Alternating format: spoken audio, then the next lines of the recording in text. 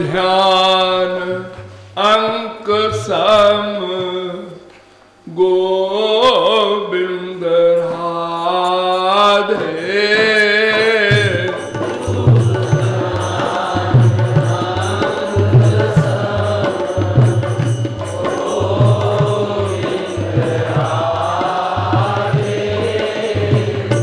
और साधनाओं को शून्य बता दे।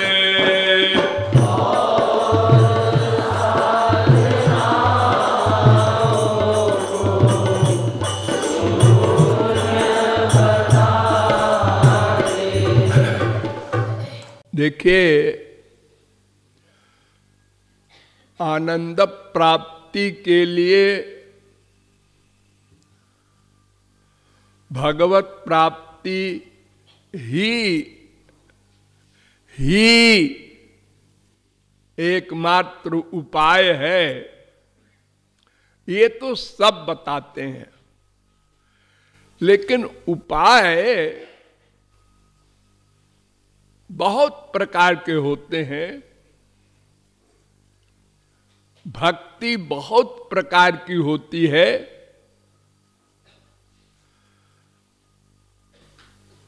भागवत में तो 30 प्रकार की भक्ति भी बताई गई है।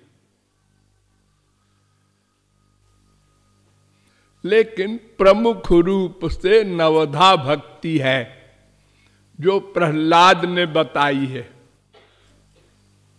श्रवणम कीर्तनम विष्णोरर्चनम पादसेवनम स्मरणम वंदनम दास्यम सख्यमात्म निवेदनम।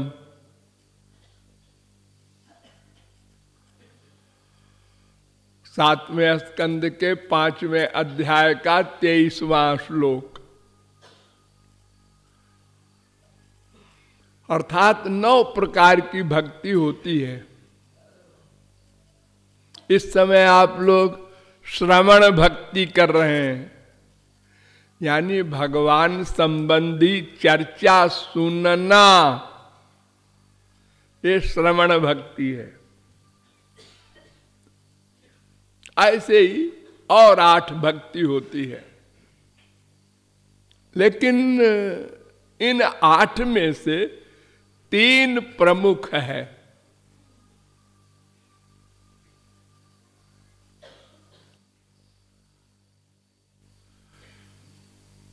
परीक्षित ने अपने गुरुजी सुखदेव परमहंस से पूछा, यत् श्रोतव्यमथो जप्यम यत् कर्तव्यम नृभि प्रभो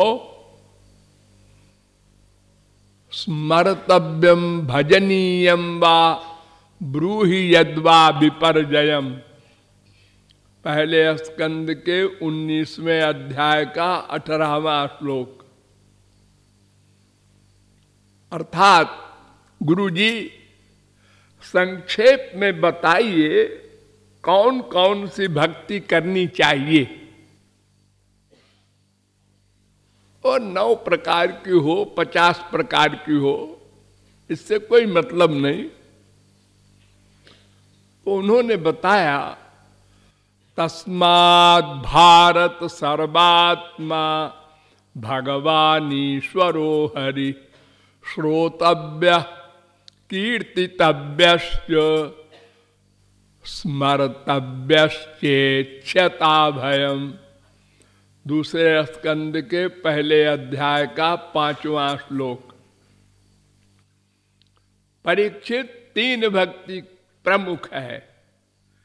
एक का नाम श्रवण, जो आप लोग कर रहे हैं। एक का नाम कीर्तन, ये भी आप लोग करते ही हैं। एक का नाम है स्मरण। स्मरण ये आप बहुत कम करते हैं, यही गड़बड़ करते हैं।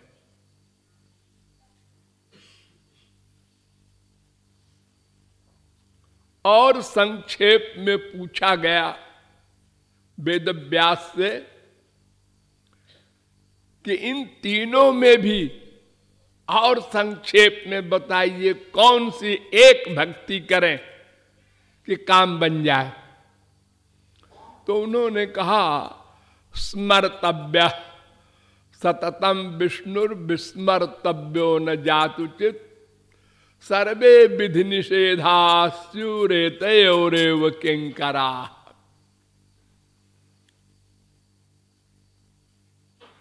आलोड्य सर्वशास्त्राणि विचार्य च पुनः पुनः इदमेकम सुनिष्पन्नम ध्येयो नारायणो हरि।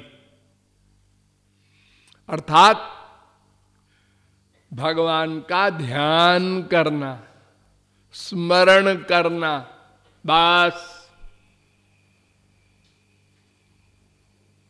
कृपालु की राय में तो स्मरण के अतिरिक्त और सब भक्ति भक्ति ही नहीं है।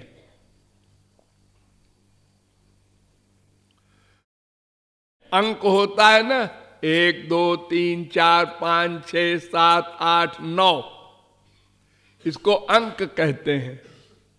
और इसके आगे 0 लगा दो, 0 लगा दो, तो 1 और 0 10 हो गया। और खाली 0 लगाते जाओ हजारों, तो 0 ही रहेगा, 0 रहेगा। ऐसे ही अगर भगवान का स्मरण हो, साथ में कीर्तन हो, पूजा पाठ, जो कुछ करो, सब ठीक है। अगर स्मरण नहीं है तो सारी भक्ति 0। देखिए, आपके पास 2 चीज है, एक तो मन है और एक इंद्रियां हैं। इन्हीं दोनों से आप भक्ति करेंगे तो इंद्रियों की भक्ति भगवान नोट नहीं करते। कोई कर्म इंद्रियों का नोट नहीं करते, केवल मन का चिंतन नोट करते हैं, उसी का फल देते हैं, उसी को कर्म कहते हैं। पाप, पुण्य, भक्ति, ये सब मन से होती है। अगर मन भगवान में लगा है तो हजारों लाखों करोड़ों मर्डर किया, खून किया अर्जुन ने, भगवान ने लिखा ही नहीं। हनुमान जी ने लाखों ब्राह्मणों को मार डाला लंका में, भगवान ने लिखा ही नहीं, क्योंकि उनका मन भगवान में था। तो मन के ही कर्म को भगवान के एरिया में कर्म माना जाता है। चिंतन, ध्यान, स्मरण। इसलिए आप लोग जो कीर्तन करते हैं तो कीर्तन में भगवान का नाम लेने के पहले रूप ध्यान बनाइए। अजी भगवान को तो देखा नहीं, रूप ध्यान कैसे बनावे?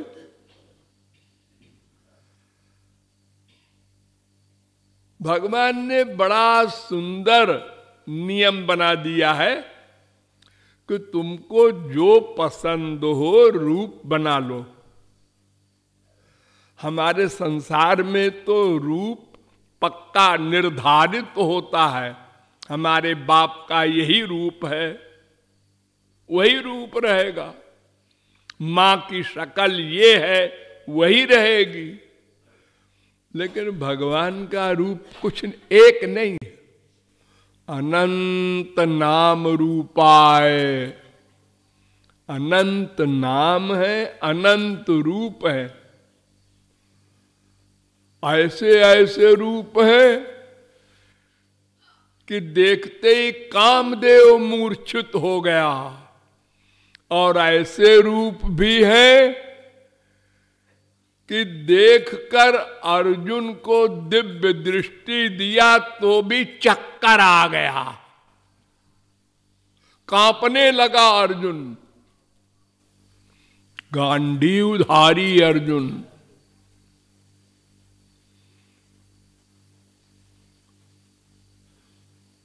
तो भगवान का सब रूप है, जो आप चाहे बना ले, मनुष्य का, पशु का, पक्षी का, अरे नर प्लस सिंह, नरसिंह भी बन गए हो तो मिक्सचर। छोटे से श्री कृष्ण, साल भर के, 10 साल के, 20 साल के, 1000 साल के,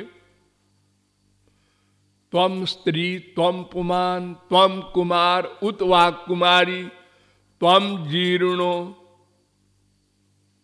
दंडेन बंचसि। श्वेताश्वतरोपनिषद 4थे अध्याय का 3रा मंत्र। वो स्त्री बन जाते हैं, कुमार बन जाते हैं, कुमारी बन जाते हैं, बूढ़े बन जाते हैं, तुमको जैसा पसंद हो बना लो, मन से। मन से सबकी पसंद अलग अलग है। देखिए, आप लोगों को आमतौर से हमारे भारत में गोरा रंग पसंद होता है। गोरा, काली लड़की होती है तो माँ बाप कहते हैं इसका ब्याह होना बड़ा मुश्किल है, ये तो बहुत काली हुई है। और अमेरिका में काला रंग पसंद करने लगे लोग। तो अपनी अपनी पसंद है। किसी को ठिगना पसंद है, किसी को लंबा आदमी पसंद है, किसी को जरा मोटा पसंद है, किसी को छरहरा पसंद है, किसी को कैसी नाक पसंद है, कैसा मुख, जैसा पसंद हो बना लो। इतनी कृपा भगवान की।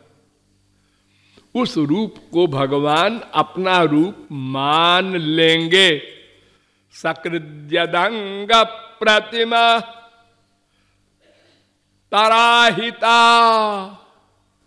मनोमयी भागवतीम ददौ गतिम। परीक्षित ने पूछा था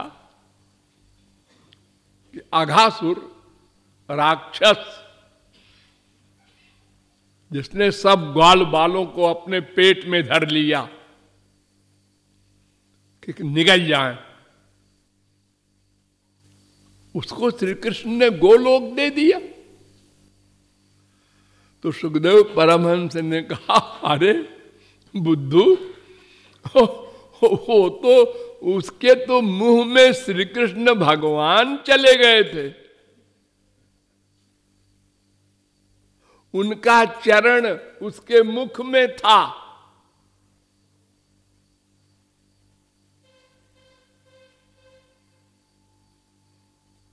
भगवान का तो मन से ध्यान करने वाला रूप भी गोलोक दे देता है परीक्षित, और वहां तो साक्षात भगवान उसके पेट में चले गए थे, फिर उसका उद्धार क्यों न होता भला।